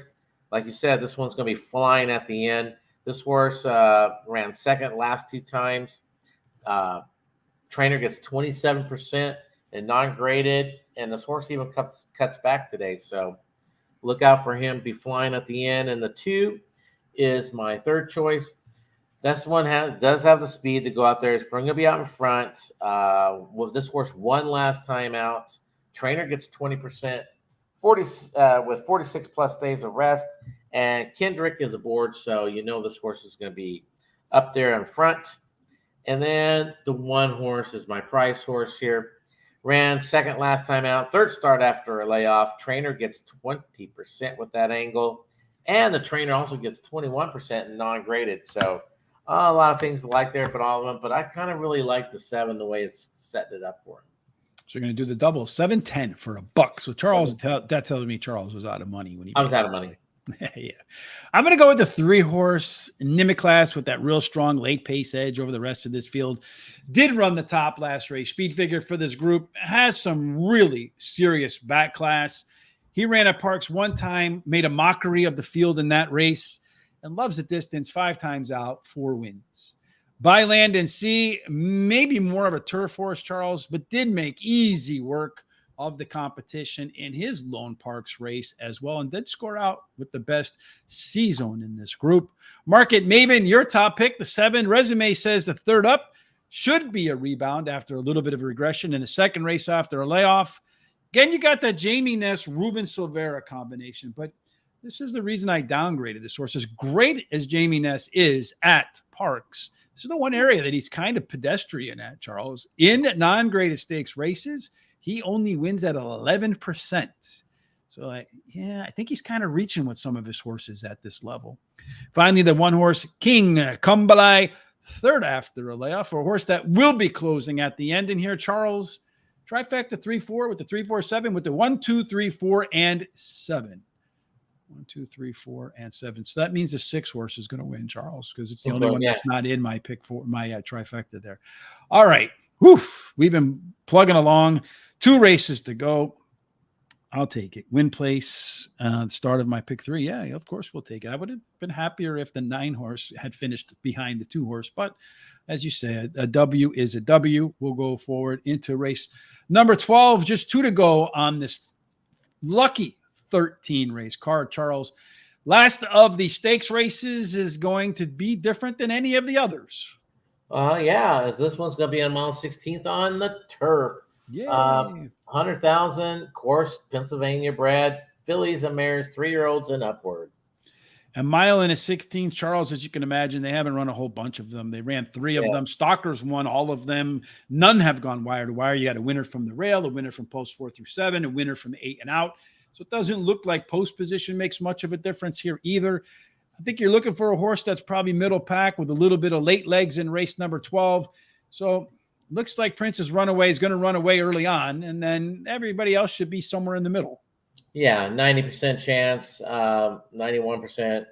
I think it's 100% that this one's going to be out there and on the lead at the quarter pole. But the question is, can they hang on? So when it comes to simulation odds, what do we have here? We go down to the 10, right about 4 to 5. You got 2.5 to 1 morning line, so that's not too bad. That's it. That's all we got. And the 6 is the only other one in there. Grades out, and the 8 as fair value. Everybody else way off the charts there, Charles. Mm-hmm. So again, late pace could be the key to race number 12. So early on, looking at the race shape, the 7 and the 9, everybody wants to be middle back, Charles. Although this whole swath of horses here in the flight attendant column, they have a bunch of versatility, but usually middle back. So the 7 or the 9 can get away with early pace that's not off the charts fast. Could be difficult in a deep field, though, because somebody else will go up there and push them. The 9 horse is your fastest out of the gate, 6 points better than anybody else. Nisi Marie, not too far behind, also with a pretty solid late pace number. Again, I feel like being middle of the pack. So if you look at early speed in here, middle of the pack, probably somewhere through these group of horses right in here, maybe down to the 4. And then late speed of that group, you have the 10, Morning Matcha, the one that we saw as the prohibitive favorite according to simulation. 6 points better than everybody else. Should have a lot of late legs in there. Then you have the 3, 6, 8, and 4 next up in that line. So all of those should have been middle pack, all of them with some late speed. So I'd say this group right here might be one that you want to focus on, Charles.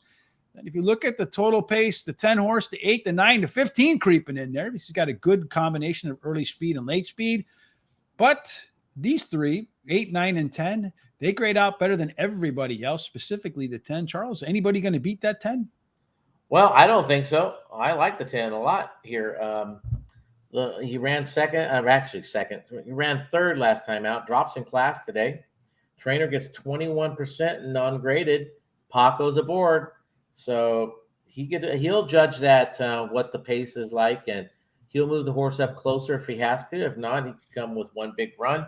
The 3 won last time out. Trainer gets 12% non-graded.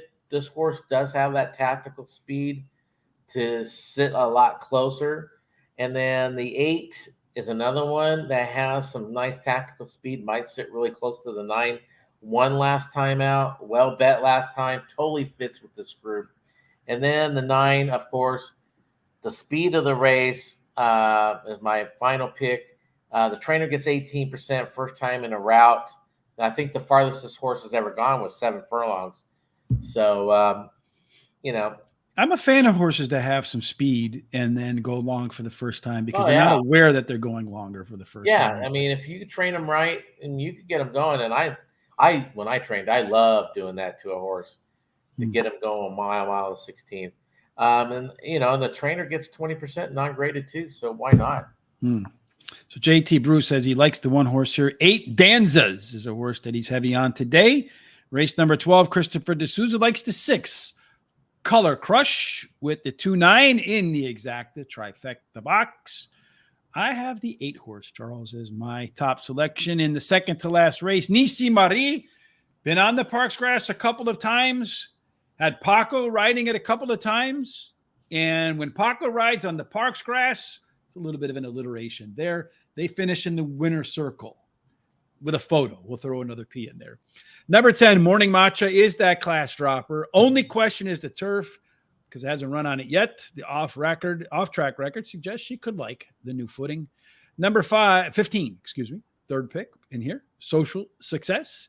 Won the last 5 races. It's also going to try dirt for the first time, and another one that showed in its lone trip across a good or off wet track on dirt, made it easy work of the field. And now a lot of times, if a horse hasn't run on the turf before or hasn't run on all weather, take a look at the off-track record, because it can be a hint at a horse that likes to run on grass or turf if it's making its first turf start. Of course, you can look at the breeding numbers as well, but I prefer actual performance over statistics in that case. Finally, number 4, Vanilla Bean, was that one should be my 4th pick, not the 9 horse. I don't know why I have the 9 in there, Charles. Let me go back and change. It's supposed to be the 4 horse. And I just, because the numbers. Thank you. Now you just screwed the whole race up. The 4 is now the winner. Well, I'm putting him in there. Excuse me. The 9 is the absolute wire-to-wire winner in there. I like the 4 horse. It's the one I wanted in there, Charles. What's your record? I think isn't it you're 4 for 4 on that? Well, I was 5 for 5. 5 for 5. Away from a horse winning with you. But the other day with Terry, I picked a different horse and it went on to win. So yeah, but that's with Terry. Yes, I know. You're the Moosher, right? From the Bronx Tale. That's you, Charles. Yeah. Finally, Vanilla Bean does get a call over the 9 horse for me. 4 consecutive speed figure increases in a row. Again, Barry Meadows' book, Skeptical Handicapper. Get it if you're serious about horse racing. Not only did it increase its speed figures 4 in a row, last time out, all of its race internals, the pace numbers, the beginning, the middle, and the end were better than the prior start. And it's been on the Parx turf 3 times with a win, a second, and a third. So that means the 4th time, Charles, has to be a 4th to keep that. I'm going to do a $1 double, our friend JT's favorite bet, 8, 10, 15 with the 11 and 12 in the final leg. Hey, Grandma Horse Racing, how are you today? Thanks for all the insight. Love what you do. We love what you do supporting the show. So if you're like Grandma Horse Racing and you love the show, I think Grandma really likes Jamie, Sean, and Julie better than you, myself, and Terry. Charles. Yeah, she doesn't show us love, I guess. She just did. What are you talking about right there? She gave us a lot of love in there. I'm playing. Make sure you, like Grandma, she goes over to the show tonight, every Monday, Tuesday, and Wednesday. She's there with Sean, Jamie, and Julie. If not, she checks them out on YouTube afterwards, because I think, Grandma, you can attest to this in the comment sections. In those shows, you learn a lot of stuff that you didn't know about horse racing before, right? That is 100% true. 100% true. Last race on this long-legged card as Parx gets back to racing after a 1-month hiatus. So they really put us to work today, Charles. We get away from the stakes races in race number 13, but still a high-quality race to close out the card. Yeah, I mean, you got allowance race, 6.5 furlongs. Of course, it's going to be a state, bred race, but allowance 70,000 for 3-year-olds and upward, which have never won a Pennsylvania restricted race other than maiden, claiming, starter, or even never won 2 races other than maiden, claiming, or starter. So a little bit of a tongue twister there for Mr. Charles. 6.5 furlongs, as we discussed a little bit earlier in the card. Early speed, 3 out of 10 going wire to wire. Post positions 1, 2, and 3 play fair. Again, 4 and 7. You see a little bit of a penalty in there. 8 and out are fair. So maybe a little barbell speed, Charles, on the inside and on the outside in the last race. And according to the simulation, you're going to find, well, with that 10-horse Mac Daddy not being the Mac Daddy in here, probably opens it up a little bit more as to who will get the lead. Yeah, that was going to be my best bet of the day, Mac Daddy. But I guess it's going to have to wait another time. In this race, now it's going to be interesting. The 12, 15% chance now has gone up tremendously, but so does the 2. The 2 is at 5%. Now that's probably closer to 20%. So you got a couple other horses in there, probably even the 6 and the 5 might even want to push that along a little bit. I have a hard time who's going to take the lead. It probably will be that, I don't know, I'm going to say the 5. It was going to have a good shot at taking that lead a little bit. So that's what I'll go with. Simulation odds. What do we have? We have anything? No overlays here? No, the only one was the Mac Daddy. Everybody else is a little bit off the grid. That is my play of the day. Play of the day for Charles getting sidelined. Oh, how so sad, Charles. Oh, man. I was just going to forget all my bets and put the whole hundy on it. Yeah, well, that'll work sometimes. Here you got, I think, a race that's a little bit more tilted, but barely towards the front. But the 12 horse, again, gets that Sesame Street designation. One of these horses is unlike the other. And a lone EP is absolutely a threat to come home the winner. You got the 2, the 5, the 6, and 11. They look a little bit more lead dependent.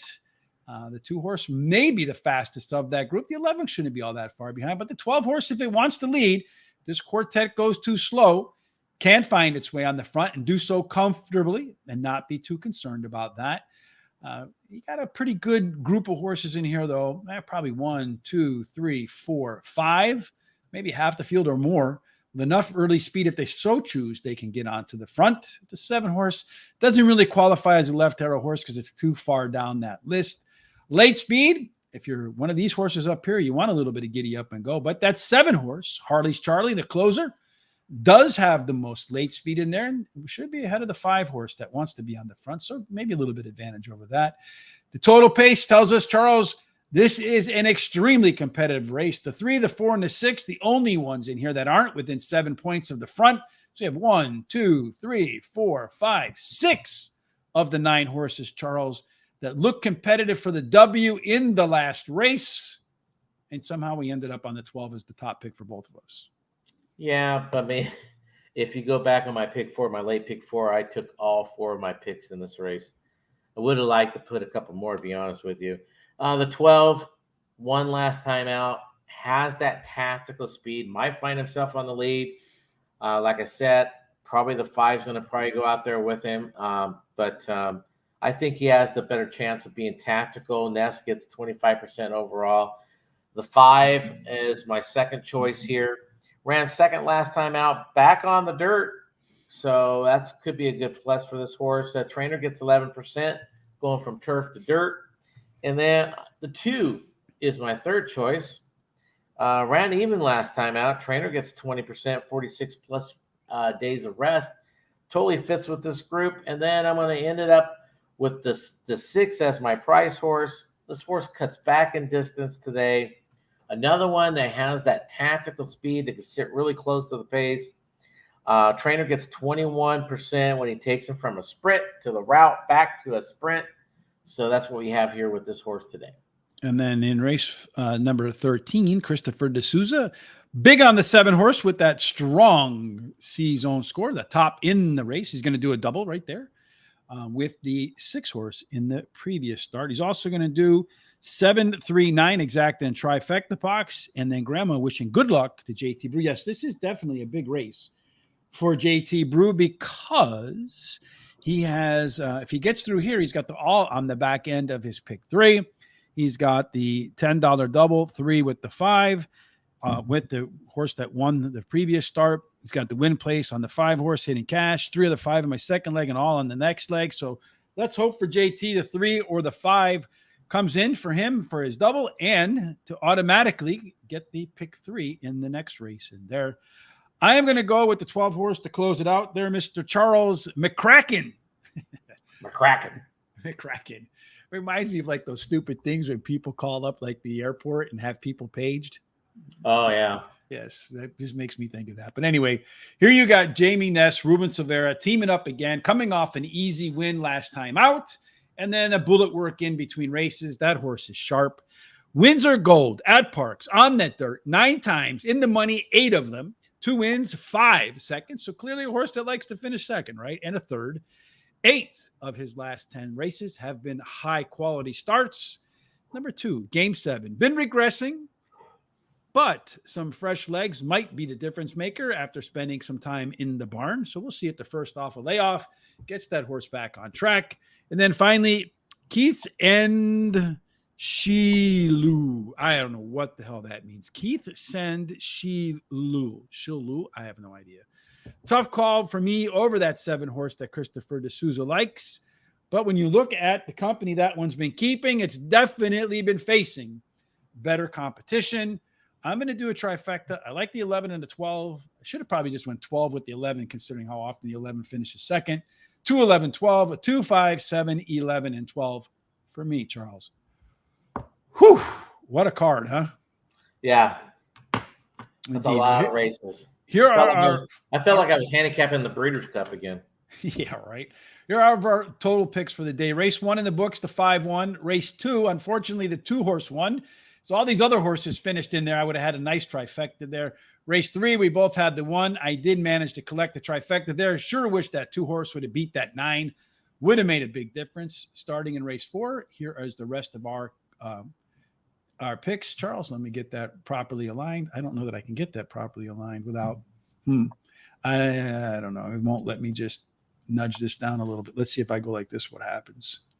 Yeah, it didn't work. All right. So there we go. Race 4 through race 13, the rest of the card there, Charles. Again, make sure you join Sean, and you guys look at the paddock walk. Sometimes we do. When I'm at the track, I like to look at it a little bit. The only time I really did it was when we did the thing at Hawthorne, and I went down and I picked the trifecta, which is pretty crazy to me. Let's do Dancing on My Own in the last race in there. And then last race double for JT Brew, 1-8 over the 11-12. Sticking with me on the 11-12. I appreciate the vote of confidence, JT. Tomorrow, you and I will be back. We'll be back all week. Tomorrow, we're going to do Parx. Wednesday and Thursday, we're going to do Saratoga, as it leads into the Travers this weekend. Right, Charles? Yeah, big weekend there, Travers. Yes, and that big weekend means wagering guide over at Guaranteed Tip Sheet. Again, there's a link down in the description below for today's free picks over at Thistledown. Had a bomb, that 3-horse, our 6 pick, come home as the winner in that race. This 4-horse finished second. So maybe if you had gone 5 over the 4 or exact the box with all those horses, you would have gotten paid nicely. Again, there's a link in the description below. Make sure you join Sean and Julie tonight for trainer Gary Contessa coming out of retirement just to do the horse racing today show, Charles. Wow. What do you think about that? Go. All right. Looking forward to tomorrow as well, JT Brew. If, like JT, Grandma, Christopher D'Souza, Scary Creations, Stuart, hopefully you liked the information that you got today for your first time here. Everybody else who joined us, thank you. We appreciate that for sure. Hit the like button on YouTube and on Facebook. Follow us on all of our social sites. Horse Race, the number 2 day. Horse Race 2 day. Twitter, Facebook, Instagram, Threads, TikTok. We're going to be putting more content up on all of that. Charles, I think I touched everything. Anything else that I missed? No, I think you covered everything. Any final words from you before we get out of here after an hour and 45 minutes? Well, I mean, I said it. I've been saying I always say it until the sales go. I'm going to the sales, yearling sales. I'm going to for some clients, look for some horses. Anyone interested or got any questions or anything like that, hit me up on my email, bigcasinoracing.com and not .com. Great big casino racing Gmail. Yes. Make sure you turn that to bigboopa@gmail.com. It's probably available, I would guess.